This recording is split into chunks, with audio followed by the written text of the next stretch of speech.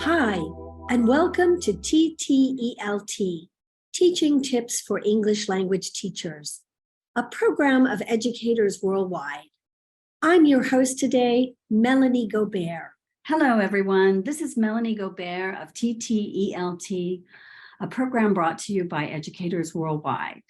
Joining me for today's podcast is Dr. Lee McCallum, lecturer in academic writing at Coventry University in the UK.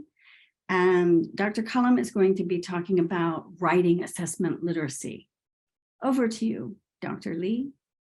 Hi, everyone, and I hope you find this session useful. So I'm going to start by talking about why writing assessment literacy is important.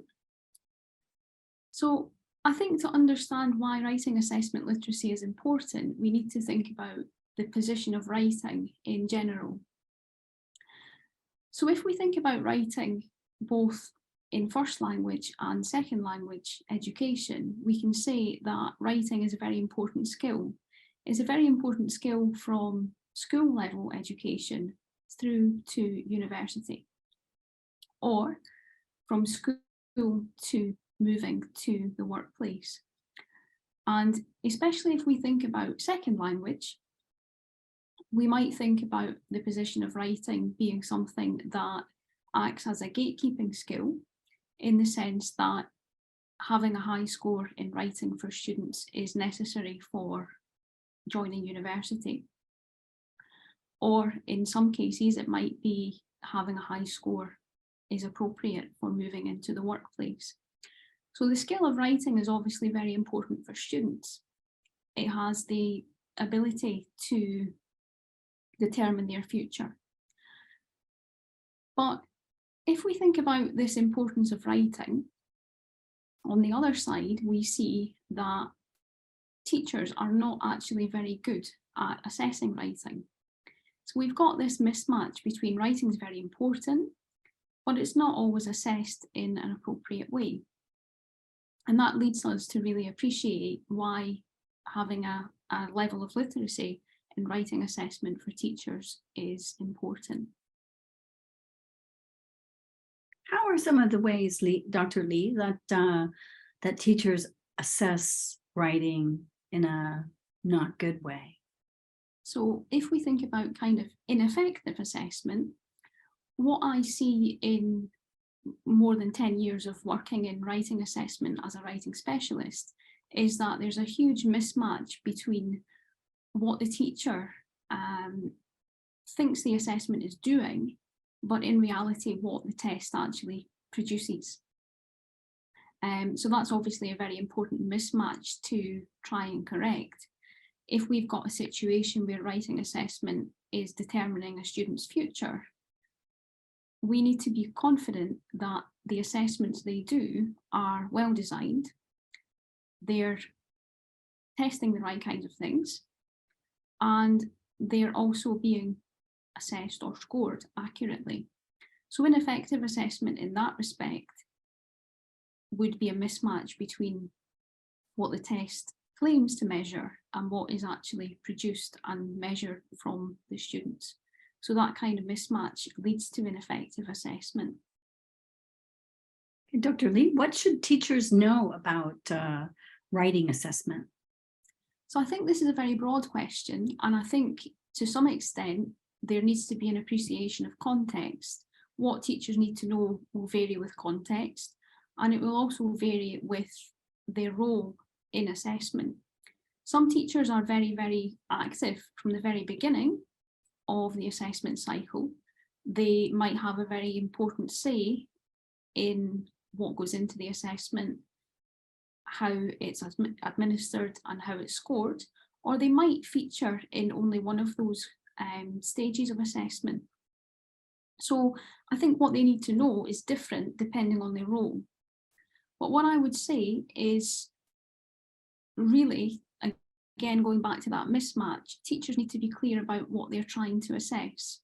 So if they're trying to measure a particular component of writing, they need to make sure that the test that they are giving students actually draws out that component.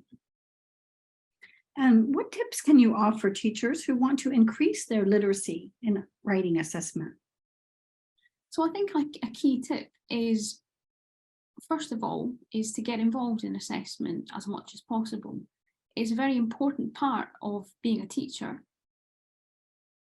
As I said before, it's got a huge impact on students' opportunities. And I think getting involved is very important. Ways to get involved can vary. They can vary from your circumstances or the context in which you work in. One opportunity to get involved is to be your local champion in your institution for writing assessment. So get involved, be active in creating tests if you have that opportunity.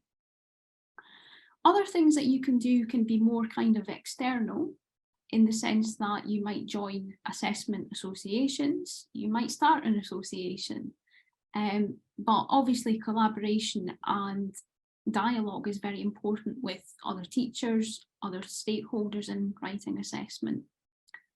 And another thing that you might like to do to kind of increase your literacy is actually reading.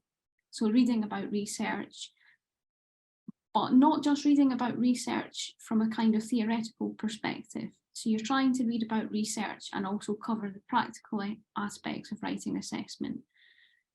And I think that tip is really central to becoming literate, because what I see in practice is that many teachers do read, they do engage with research, but they're unable to kind of transfer that reading to practical application in their context. So you're reading studies and you're reading research to really apply that in your context, because there's no point of having the literacy just in your head. You want to make sure that literacy actually transfers to your practice. And what do you think in general are some of the major reasons why students have shortcomings in their writings? I think that really depends on context again. I think different contexts will have a different approach to instruction and assessment, and that obviously has an impact on student kind of deficiencies. I think what I see in my context in the UK, and what I've seen throughout my careers working in different contexts, is that students really struggle with argumentation. So they struggle to give their writing shape, and also kind of patchy development of ideas. I think that is very central to kind of where students might fall down.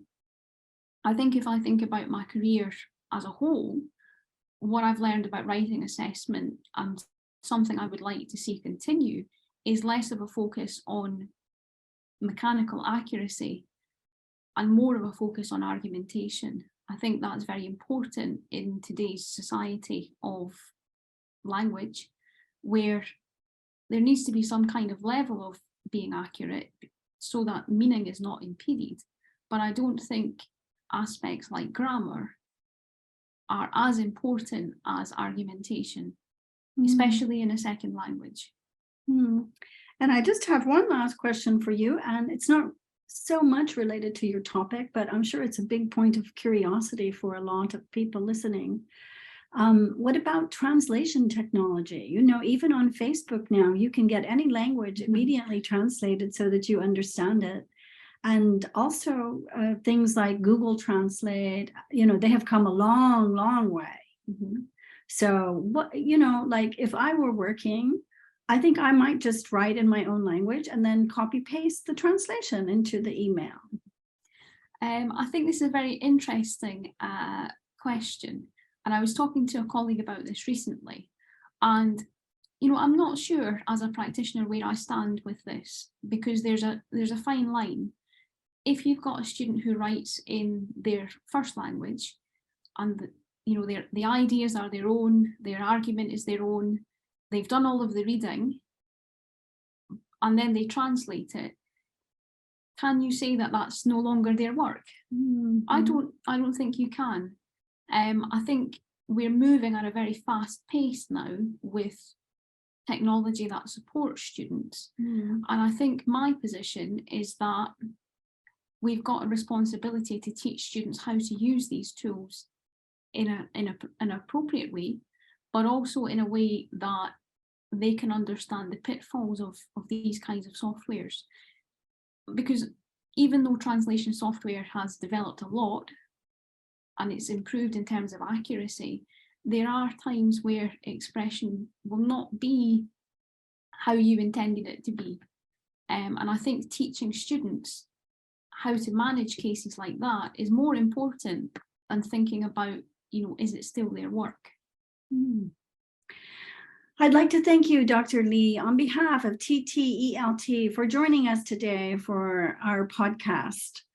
TTELT is a program of educators worldwide. Thank you so much for your time and your interesting insights on both writing assessment literacy and also some of the issues that are coming up today in writing thanks to technology. Thank you very much. Thank you for joining us today. Share with us how you are using these tips. Leave us a comment or voice message on social media or at ttelt.org. Thanks for joining this episode of TTELT, brought to you by Educators Worldwide. Follow, like, and subscribe to TTELT on your social media, and try a new teaching tip today.